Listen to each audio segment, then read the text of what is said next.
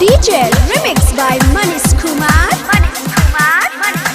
Presented by Wave Music. Jaya Gunjan Singh.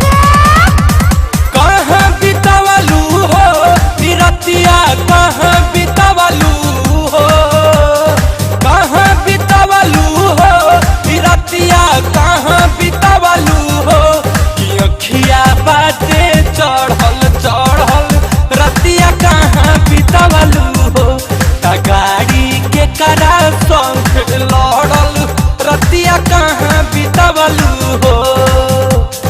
कहाँ बितावलू हो रतिया, कहाँ बितावलू हो कि अखिया बाटे चढ़ल चढ़ल रतिया कहाँ बितावलू हो। गाड़ी के करा संग लड़ल रतिया कहाँ बितावलू हो।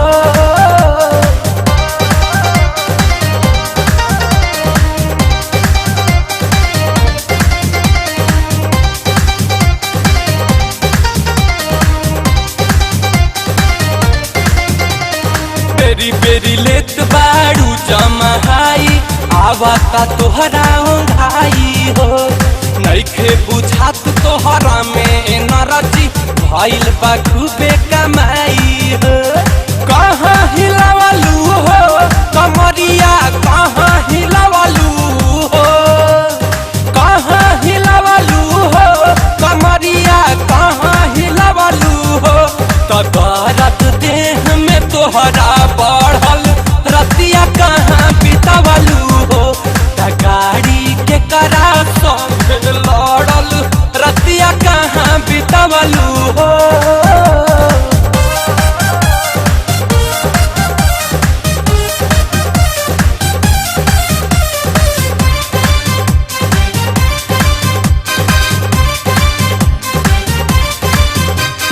काल्हू के साटा कतना के रहे, कतना तू पवलू छूट हो।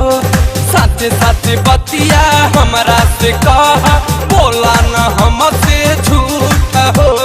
काहे छिपावलू हो ई बतिया, काहे छिपावलू हो, काहे छिपावलू हो ई बतिया, काहे छिपावलू हो कि आदत जाता तोहरो बिगड़ल रतिया कहाँ बितावलू हो।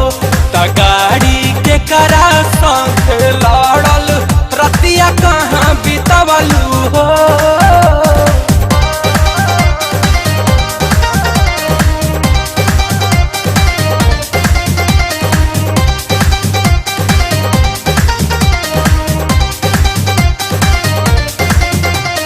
गुंजन के मालहा कायदा से रहा, एही में बाटे भलाई हो।